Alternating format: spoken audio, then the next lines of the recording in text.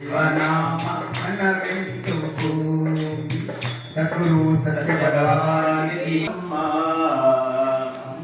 రామమ్మ మనకు అన్ని దేవమ్మ రామమ్మ మనకు అన్ని దేవమ్మ అమ్మ రామమ్మ మనకు అన్ని దేవమ్మ ఆత్మజమాకు ఆరాధ్యము నీవమ్మ ఆత్మజమాకు ఆరాధ్యము నీవమ్మ కాళికని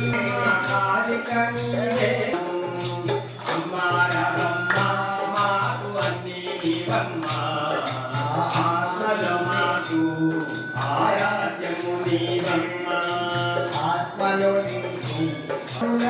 నీకు వందనమమ్మ వరముల తల్లి నీకు వందనమమ్మ కరుణతో మమ్ము కాపాడవమ్మ కరుణతో మమ్ము కాపాడవమ్మ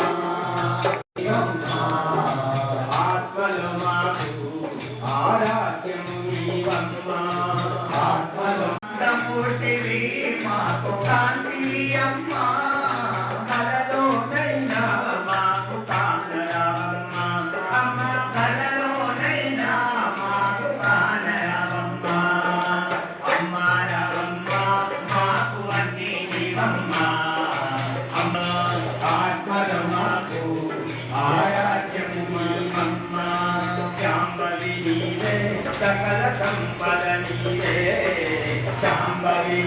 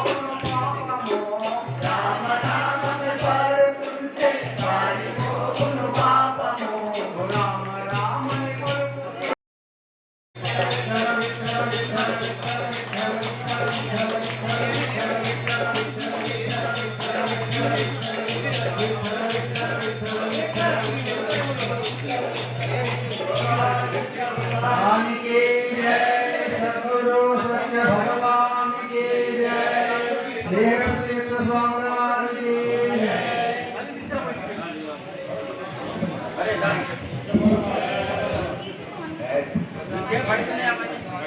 सद्गुरु सत्य भगवान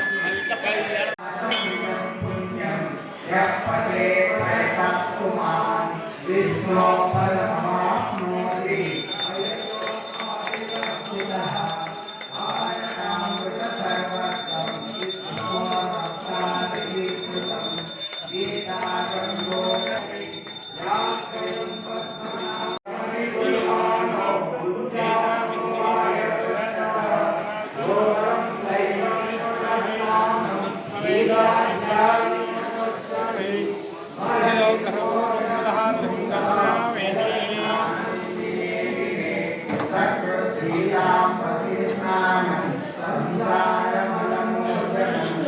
लोकमेकं तदर्थं वा आदं पारातमेव नित्यवती सर्वशास्त्रमयी गीता सर्ववेदमयो हरिः सर्वगीतमयी गङ्गा सर्वधर्म बोलो श्री सीतारामचंद्र स्वामी भगवान की जय जय श्री राम जय श्री राम देवो देवकी पुत्रदेवा एको मन्त्रो देवकी पुत्रदेवा हनुमाप्येकं देव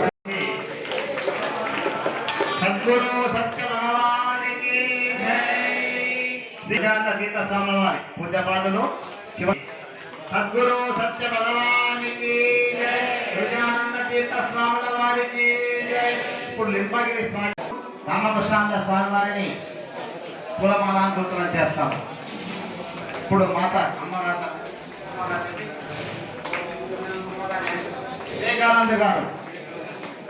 వివేకానంద గారు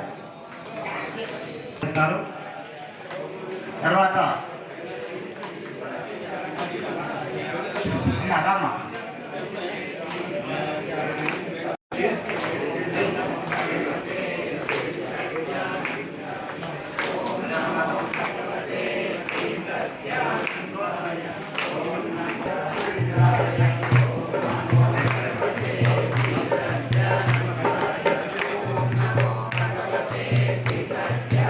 సద్గురు సత్య భగవానికి జై.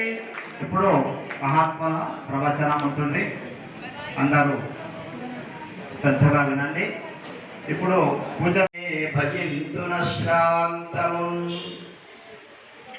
ఎవని చేతినించు జగమెవ్వని లోపల నుండు లీనమై ఎవ్వని అందుడిందు పరమేశ్వరుడెవ్వడు మూల కారణం ఎవ్వడనాది మధ్యలయుడెవ్వడు వారి ఆత్మభౌనీశ్వరునే శరణంబు వేడెదన్.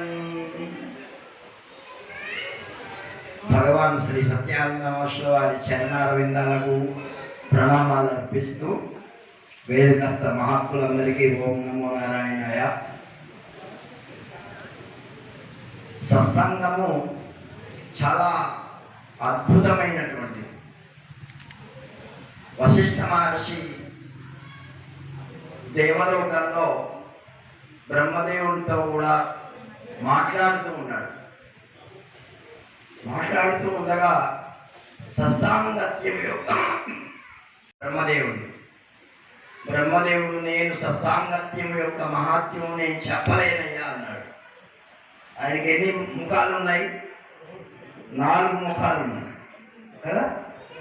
4 ముఖాలు ఉన్నా కూడా ఆయన చెప్పలేకపోయాడట.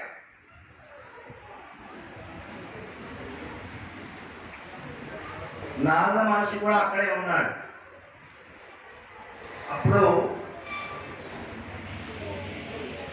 బ్రహ్మదేవుడు చెప్పాడు, నువ్వేమై అంటే ఇదిగో నారద మహర్షి ఏమన్నాడంటే, ఫలాని చోట మలంలో ఒక పురుగు ఉన్నది, అక్కడికి పోయి అడుగు ఆ చెట్టుకి.